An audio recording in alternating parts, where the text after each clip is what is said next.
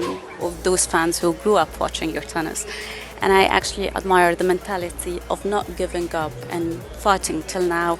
You're 2 gold medals winner, Grand Slam winner.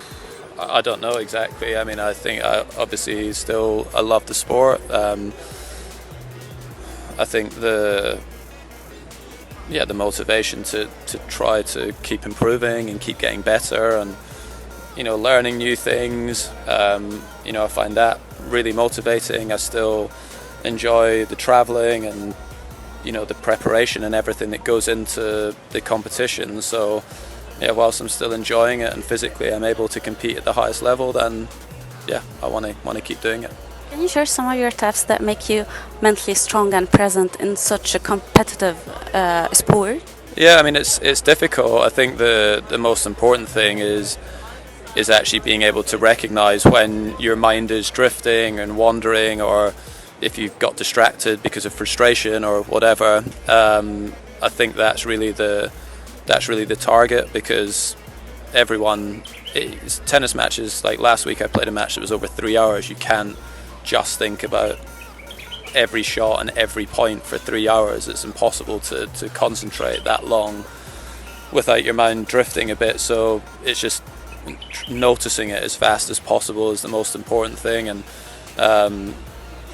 that's something you can work on the practice court. You work have some stuff that I do with psychologists as well to try and help, and like meditating and things like that as well can help you.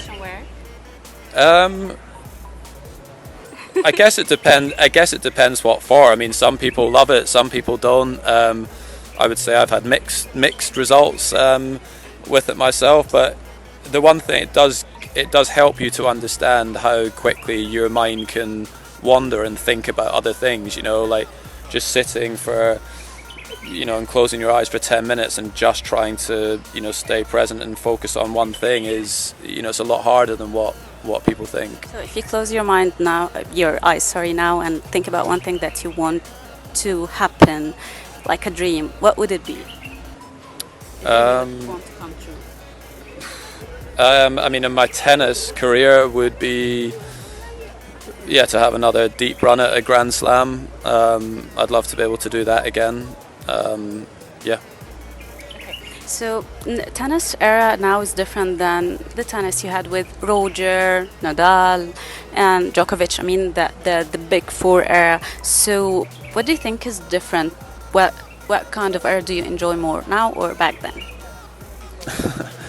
I mean, I'm obviously going to be biased and say back then, because that was the era probably where I played my best tennis. But it's changed. The game's definitely changed, and like with everything in life, things move on and improve and get better. And the players are definitely serving harder, hitting the ball harder than what they did 10, 15 years ago. And I would say that maybe before there was a little bit more variety in the way that players were playing, but a lot of that has been influenced by the changes in the court surfaces and the balls becoming slower and slower, and changes in racket technology and those sorts of things. So there's reasons for those changes, but I prefer watching players with a little bit more variety. Don't you think that you're sometimes harsh on yourself? I mean, on court, when we noticed that you say like negative comments to yourself when you lose points and stuff.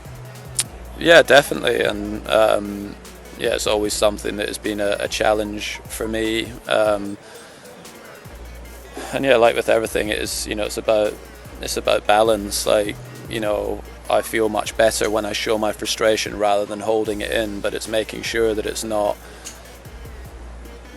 too destructive that it affects me for the next point. I feel like if I'm showing frustration and showing emotion, that is actually when I play my best tennis, but there has to be a balance to it, that it's mixed with me encouraging myself when I do things well and being positive with myself when good things are happening, rather than just focusing on the negatives.